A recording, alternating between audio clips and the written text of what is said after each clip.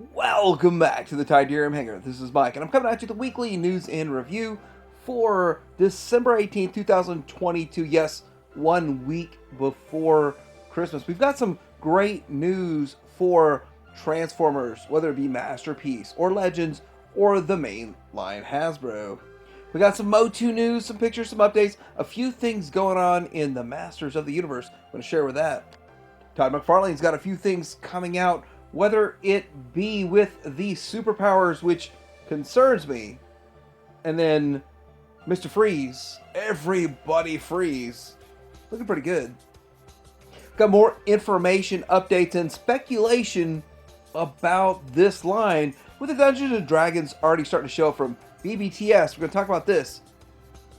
And there's some Star Wars news and some other miscellaneous lines we're going to cover coming up.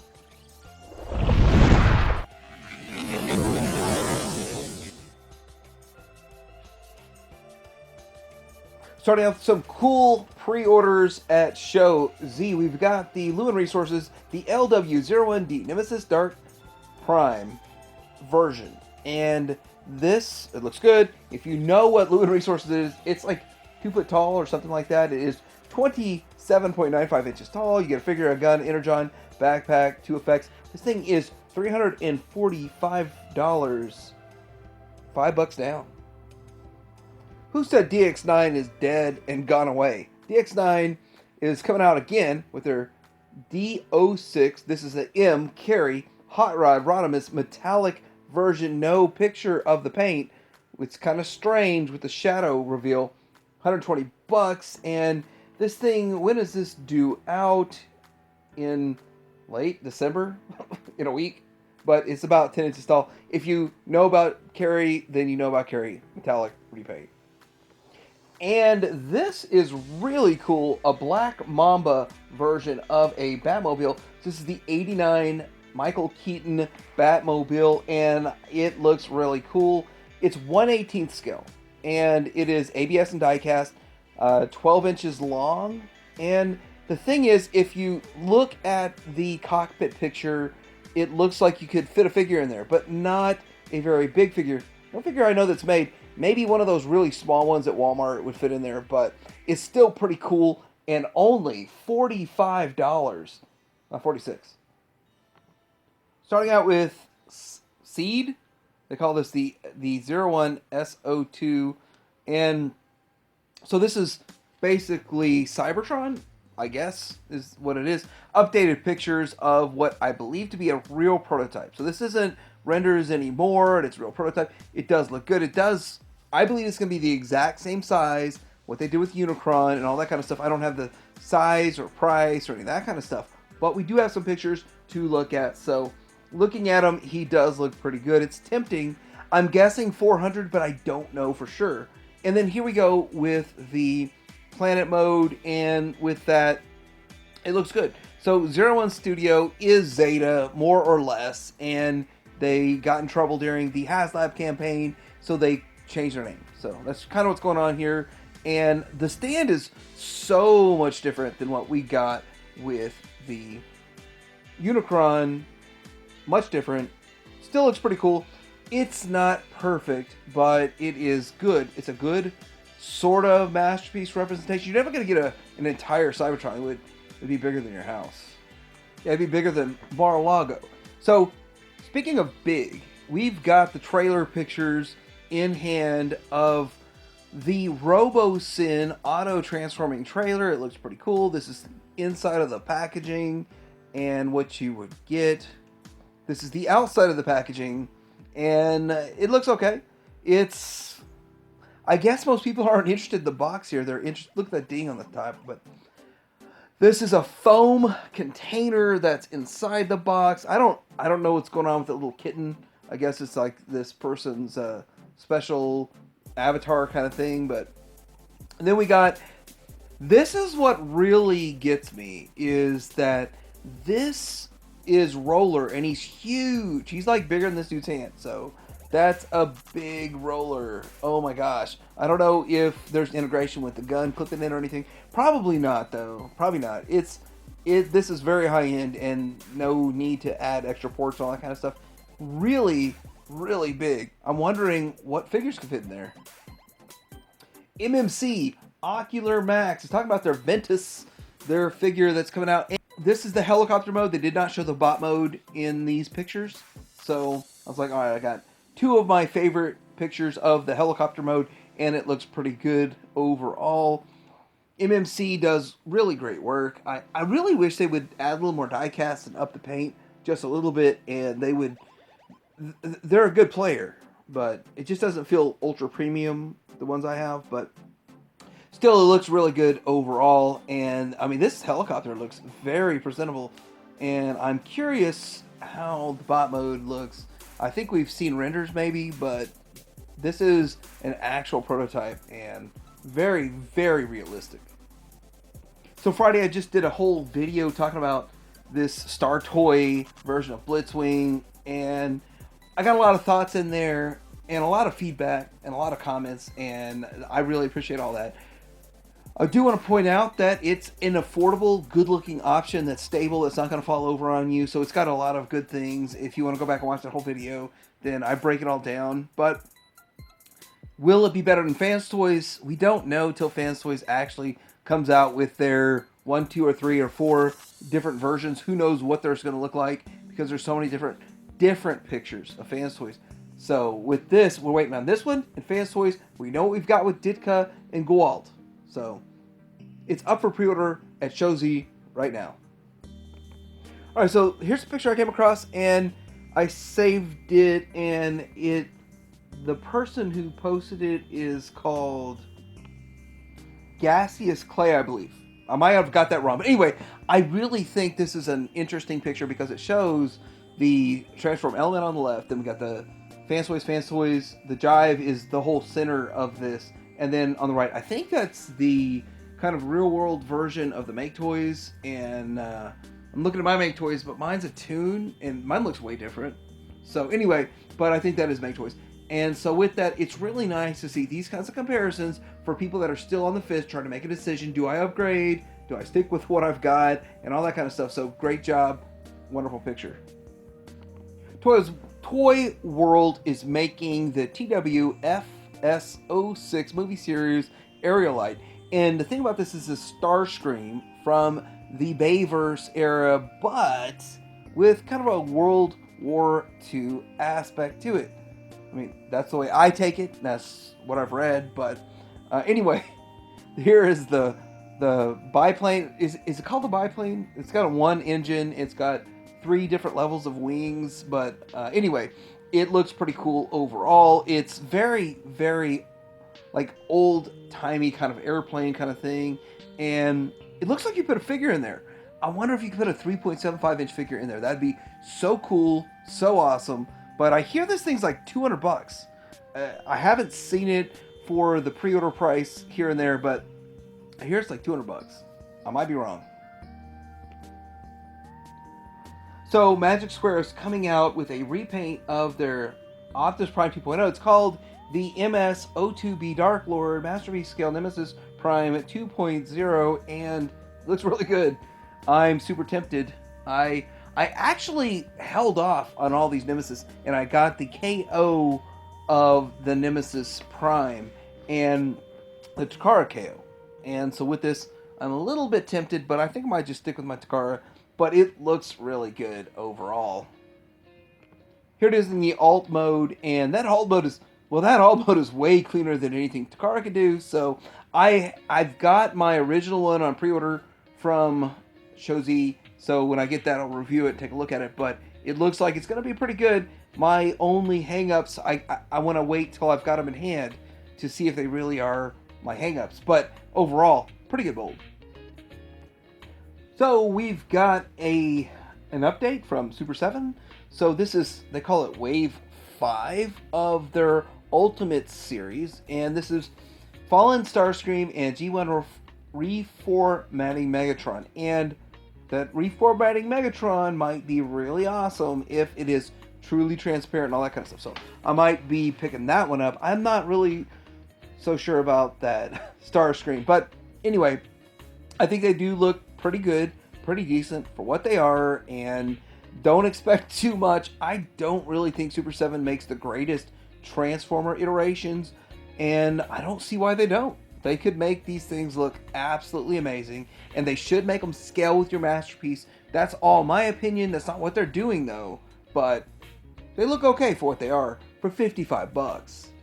Magic Square says they're putting out a repaint, and I don't see much paint on this, but a repaint of their Megatron. And so the thing about it is that I do believe in my heart of hearts that Magic Square has the best design for the Legend scale Megatron. But the thing about this is that they never present as well as New Age. Now, New Age designs, sometimes I think they're just a bit wonky, and yet the presentation, because of the paint and the way they present their figure, it looks better, even though the design is not as good as Magic Square. So if this turns out to be one of those, well, I've got a really good painted version of it, but if this turns out to be like a Toon painted version, I might have to pick it up. But I've got a Toon flat matte, and it's not that impressive. All right, so it looks like we have we have New Age. The original version versus their EX version is what I think is going on in this picture. But at first I thought it was Magic Square versus New Age, so I hope I edit all that nonsense out. So with it, they both look good. They look very similar. And if you missed the first go around, I think that the EX version is pretty much every bit as good. Maybe that's what's going on here. Maybe it's not. I don't really know. But I think that New Age did a good job. I think Magic Square did a good job. I just watched Kato's review. Kato did a good job. So just check that one out too. Of the Meteorite from Magic Square. So those both options seem to be very, very good options. And we have this MPH Studios. This is their super ultra tiny microscopic version of Beachcomber, except it is clear.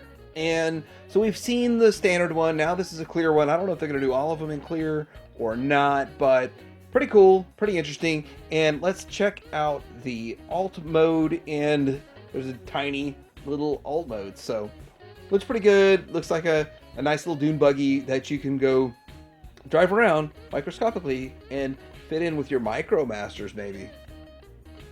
You know, this company would probably do really well if they did Headmasters, Target Masters, Power Masters, and just gave them all the articulation and just gave them the works.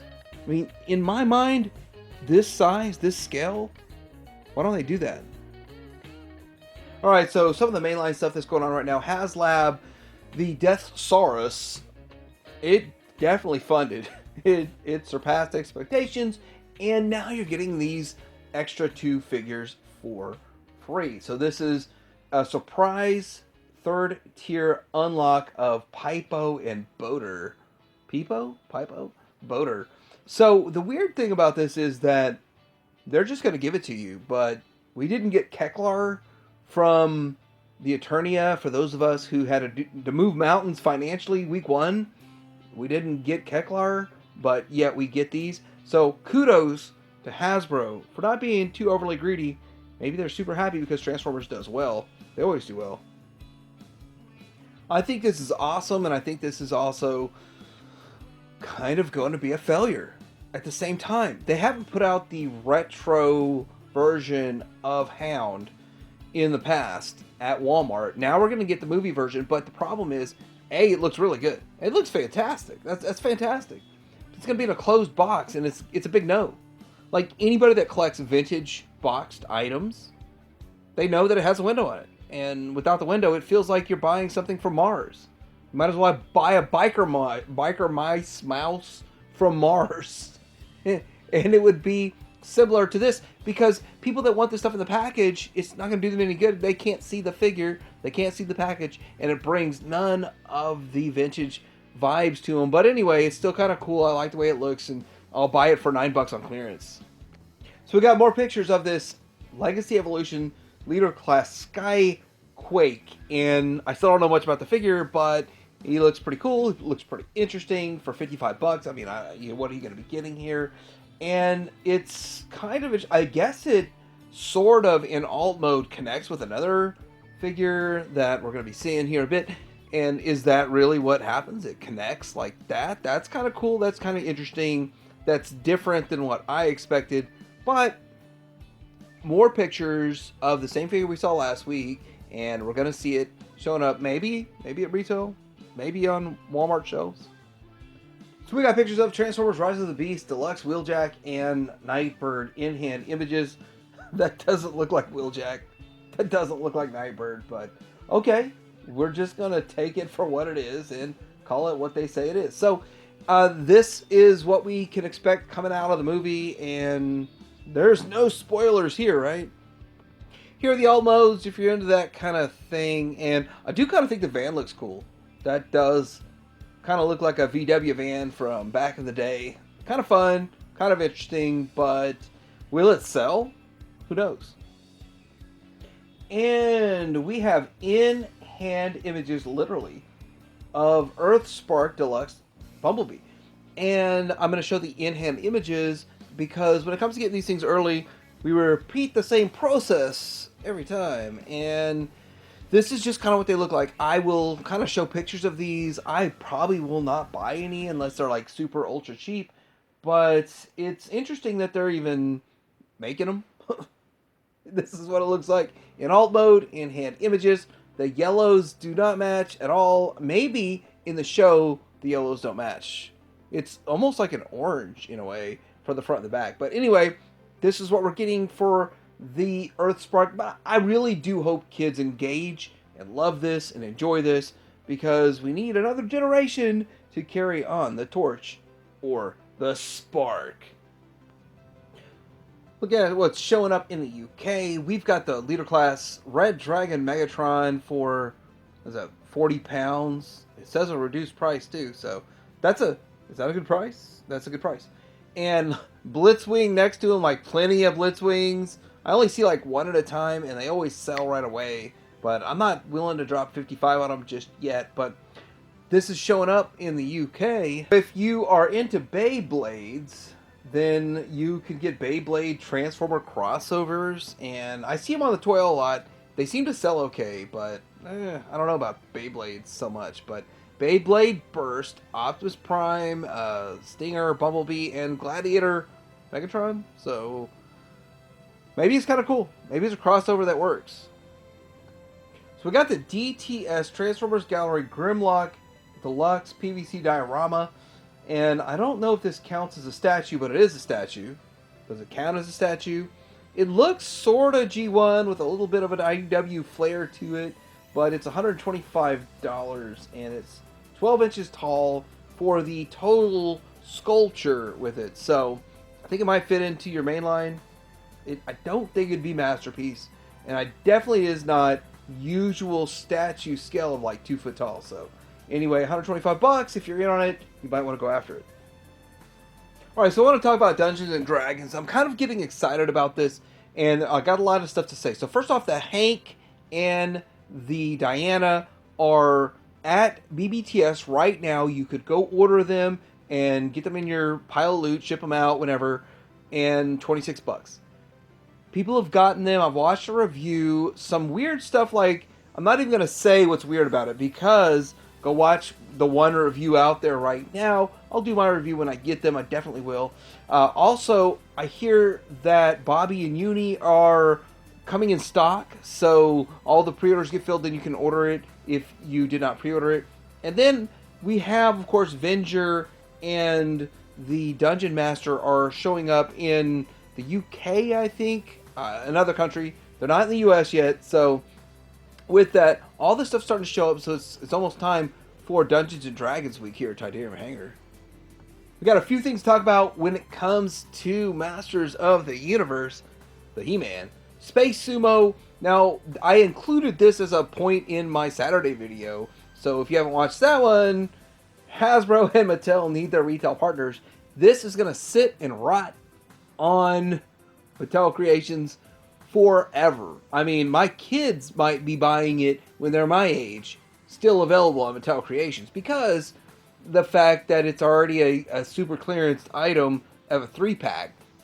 Not only that, but It's going to be more than the 3-pack just for this figure, one figure shipped.